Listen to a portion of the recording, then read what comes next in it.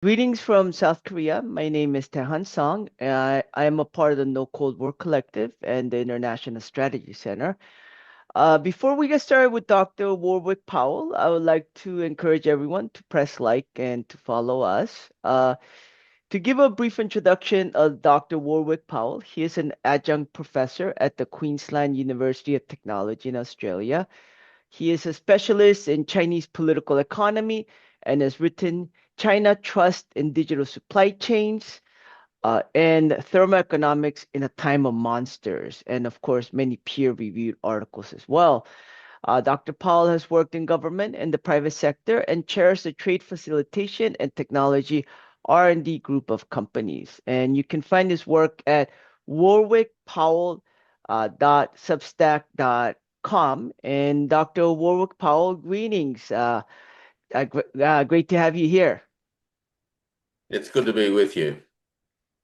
Thank you. All right, so I read a great article that you wrote for the China-US Focus website. It was entitled "A New Asian Security Architecture," which I recommend that everyone read. And the article connects the dots of what we have been witnessing about the U.S. military force capability, and it draws a powerful conclusion. It says that conventional deterrence in Asia is not fraying, it is broken.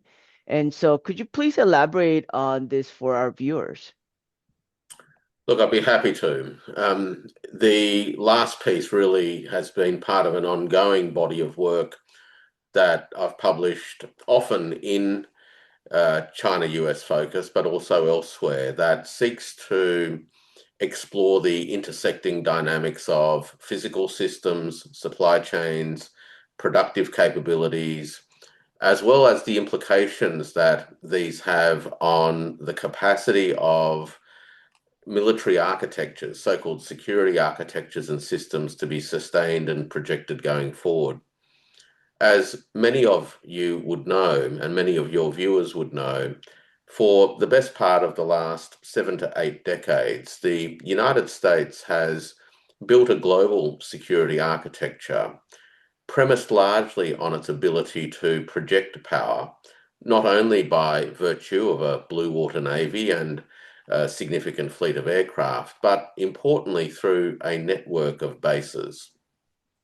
These bases have enabled the United States to occupy countries, obviously through that influence much of the domestic politics of the occupied states, but it also enables the US and its military capabilities to be near to potential adversaries and centers of conflict, either conflicts that emerge autonomously, which is unusual, or conflicts that are provoked largely by virtue of American actions within a region.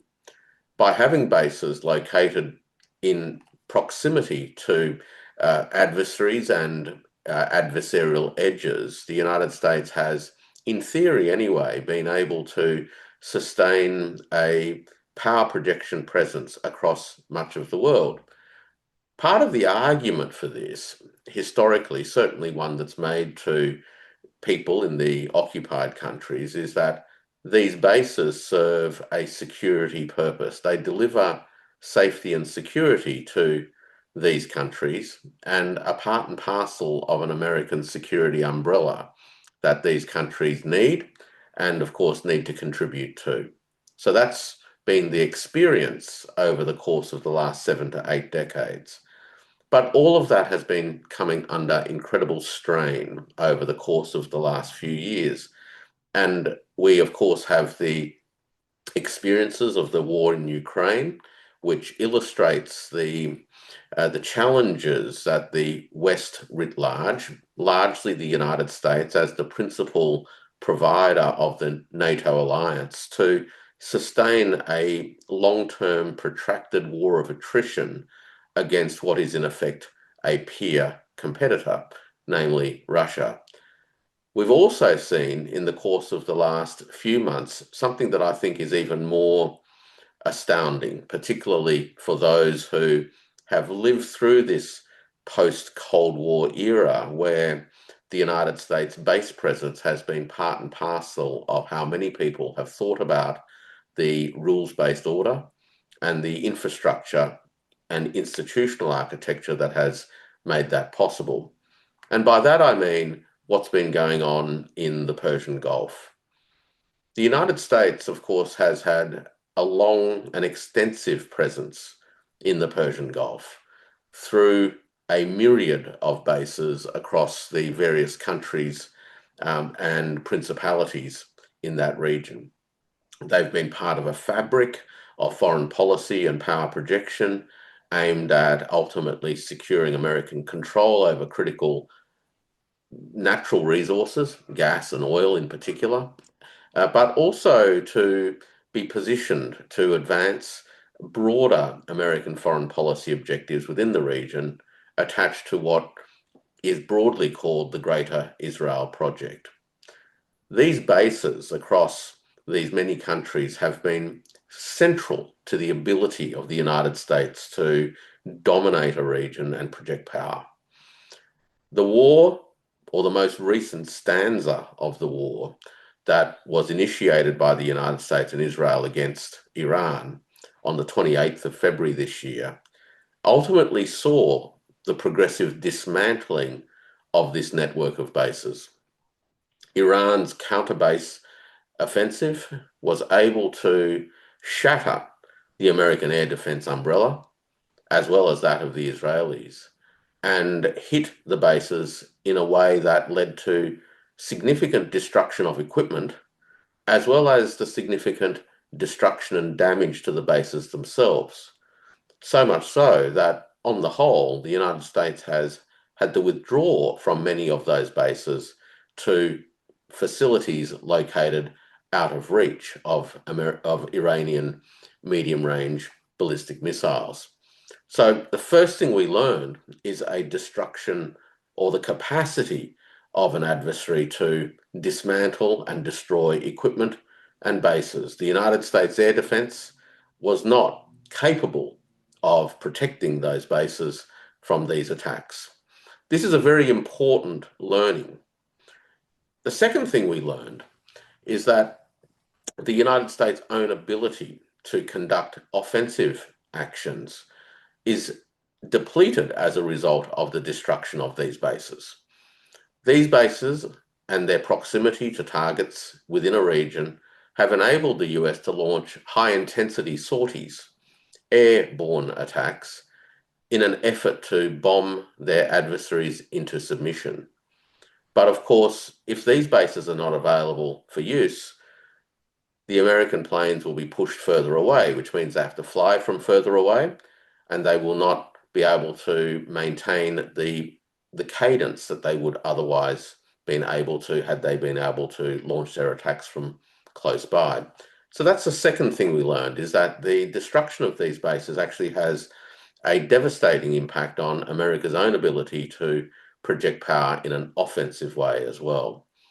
The third thing we learned is that the United States artillery and its arsenal has been severely depleted, both in terms of offensive weaponry, but also in terms of its so-called defensive infrastructure, its air defense capabilities, to a point where the United States has had to raid many countries and their installations in other parts of the world, including the removal of THAAD systems from South Korea to place them in the Middle East to replace the systems that had been destroyed by the Iranian attacks. So we understand now that the United States' capacity globally to resource these bases and to resource the actual offensive and defensive actions has also been impaired. So we've got a base defense problem, and we've also got a depleting arsenal problem.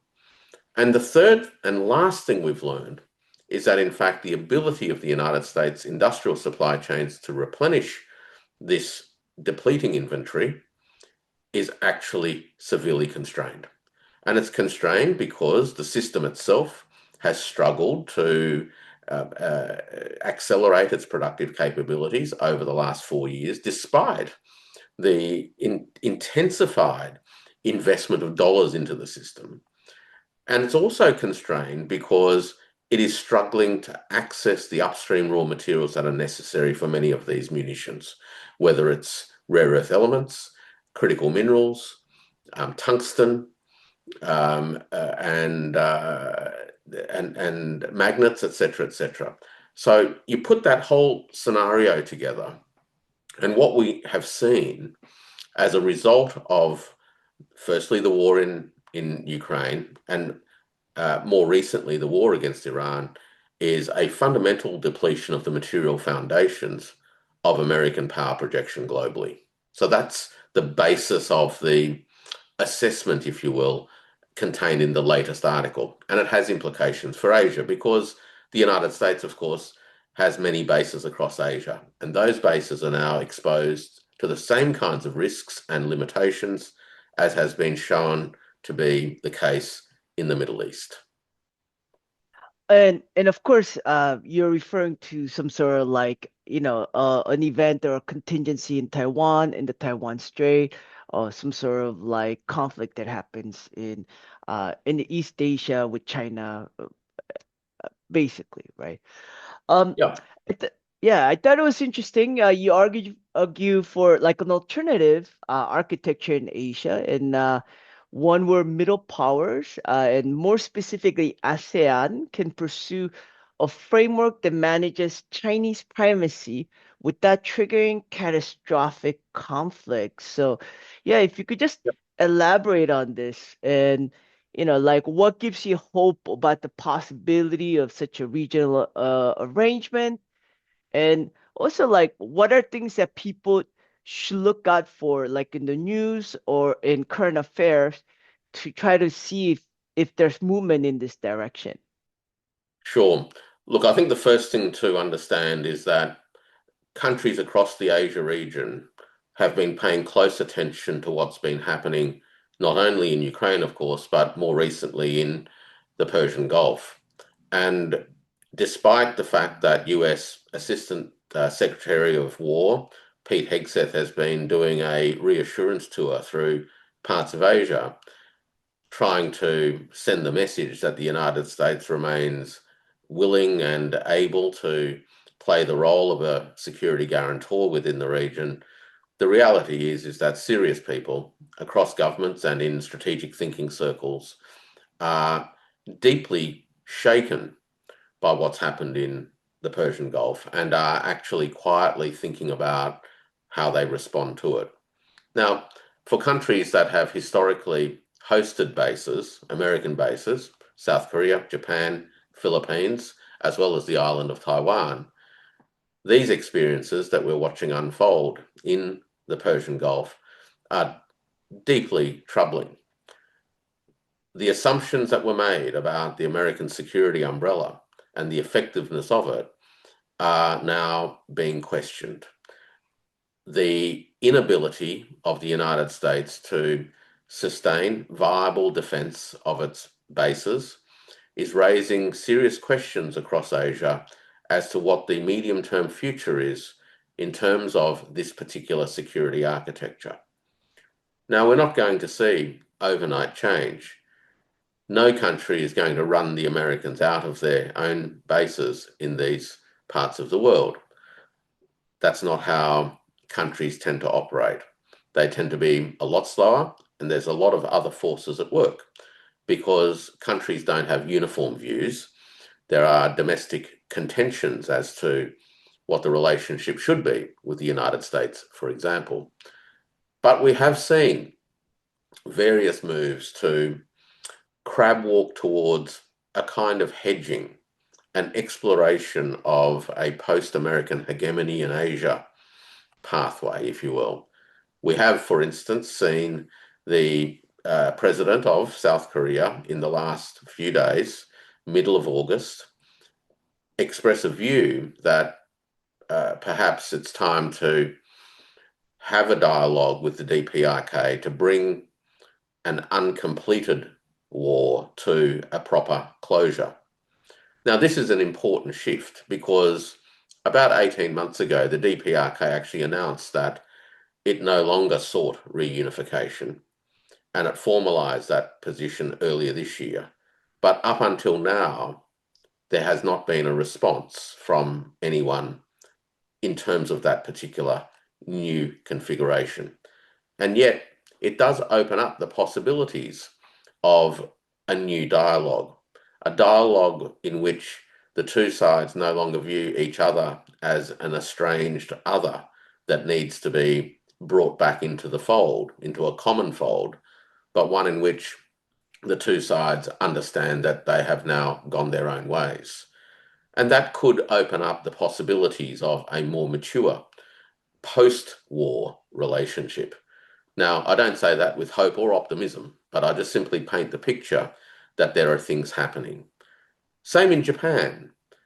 The Japanese government, and in fact its predecessor governments over the last decade or so, have been exploring the elbow room that has been afforded Japan to intensify its own military capabilities, to push the boundaries on its so-called pacifist constitutions, and to test the boundaries on its nuclear, the trifecta of the nuclear prohibitions. But all of this is only possible because it is recognized that the United States can't play the same kind of role that many expected and believed the US could play even 10 years ago. So the world is changing. We've also got economic changes, and my article touches on that too, that the Asian region in particular has been significantly affected by the disruptions to oil and gas supplies as a result of the war against Iran. And long-term economic security necessarily requires countries across the region to rethink their entire approach to energy security. And there is no doubt that China's own capacity in clean energy and electrification sits fair and center of any ambitions of nations in Asia to alleviate themselves of hydrocarbon exposure risks. So all of these factors are now creating the necessity for a progressive reevaluation, an open debate, a reconsideration of all those things that was once considered solid, but now we understand that they were just historical artifacts, but are now melting away into air. So, what are the possibilities? Well, one of the possibilities, of course, is an acceleration towards the formation of blocs. That is a distinct possibility, but it's not the only possibility. And my article seeks to open up a vector of thought, open the Overton window, so to speak, to another possibility. And that is one anchored by the ideas of indivisible security, in which the security of one nation in Asia does not come at the expense of others. It draws on not only the European experiences of the Helsinki Accord of 1975, but actually reaches back into the non-alignment philosophies that were part and parcel of the emergence of Southeast Asia in particular, the Bandung declarations, and prior to that, China's own declarations of the principles of peaceful coexistence. So there is some cultural and historical, philosophical and political backdrop that creates space for an Asian conversation about alternative institutions, alternatives to blocs, and an alternative set of security architectures that are inclusive and indivisible rather than exclusive and divisible. So why ASEAN? Well, if China advocated this, I think countries around the region would struggle to embrace the proposition for many historic reasons and contemporary reasons. China is simply too big, in a sense, to be able to do this. That's the paradox of being the biggest player in the region. China, however, not only can it provide important support for energy security, as I touched on, it also is without a doubt the only global industrial superpower. And because of that, it has a position that in many regards is unassailable. Any arrangement that seeks to exclude China and push China out is doomed to fail. So we've got to think more imaginatively. And we've got to find ways that can carve institutions in which the biggest player in the region, China, can participate and contribute to and actually be agreeable to, but at the same time not dominate it. And the only way, I think, or one of the ways, might not be the only way. It would be too arrogant to assume that it's the only way.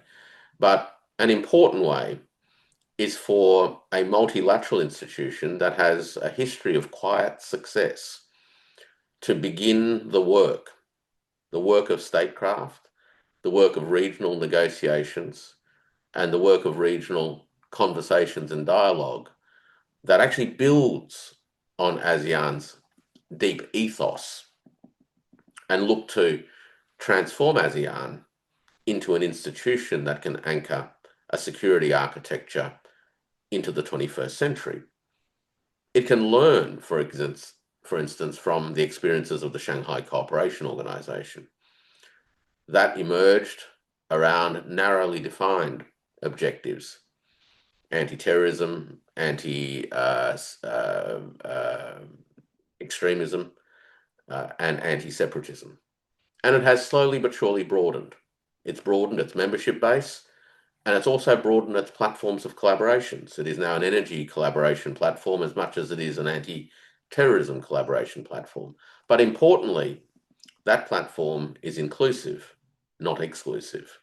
So I'm hopeful that ASEAN and the peoples and the countries of ASEAN that have a long history of navigating a complex environment have the capacity to carry this dialogue forward and to create the space in which creative statecraft can be mobilized. It's not to say I'm optimistic, though. I'm hopeful, but not always optimistic, because not everybody will buy an approach to security that is not anchored in the us and them philosophy of bloc formations.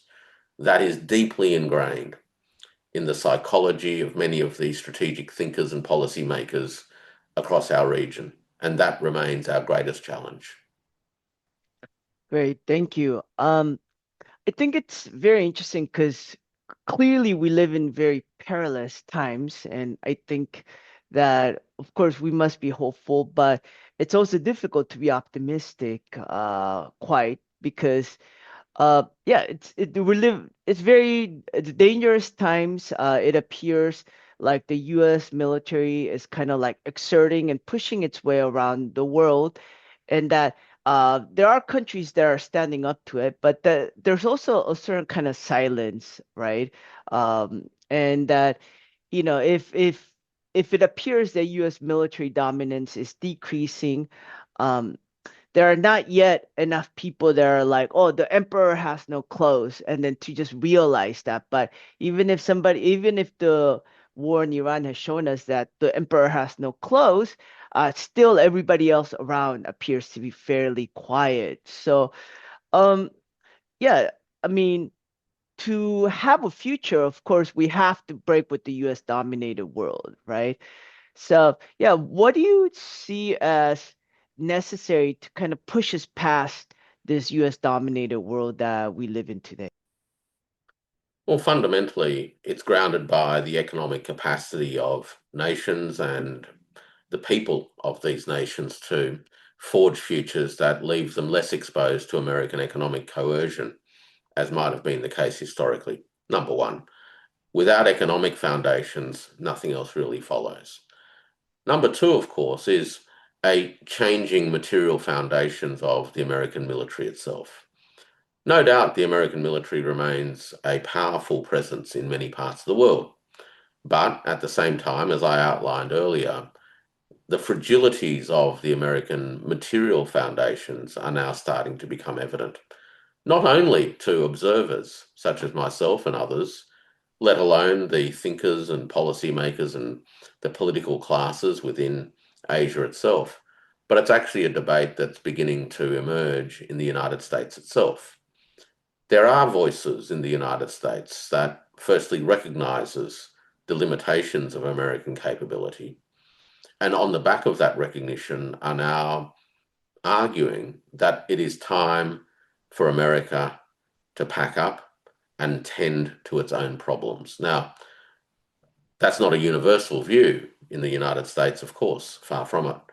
But it is interesting to note that the United States population at large, and including members of the sort of policy think tank world, as well as a small number of politicians, not many, but a small number, are now openly canvassing the possibilities that the time has come for the United States to recognize its material limitations and to prioritize not only parts of the world that it should care about, but more importantly, to prioritize itself, because it has many problems that require attention. So, whilst one doesn't have to be optimistic per se, I don't think that there is a need to be pessimistic either. I think what there is a need to articulate the arguments, deeply understand the state of play in foundational material terms. It doesn't matter what one imagines or wants if the material world doesn't enable you to accomplish it. And ultimately also build global coalitions, including amongst people in the United States who recognize that ongoing American military presence around the world is not in the interests of the world, but it's also not in the interests of the people of the United States either. So there is still much to be done. The struggle for peace, for multipolar peace, continues. And it's one that we must, I think, persist in, not give up, because the alternative, of course, is intensified warfare and a lot more death and destruction. Great. Thank you so much, Dr. Powell. Your time and your insights, they're very helpful in connecting the dots and in better guiding us in these social movements in to understand what times we are living in today. Thank you.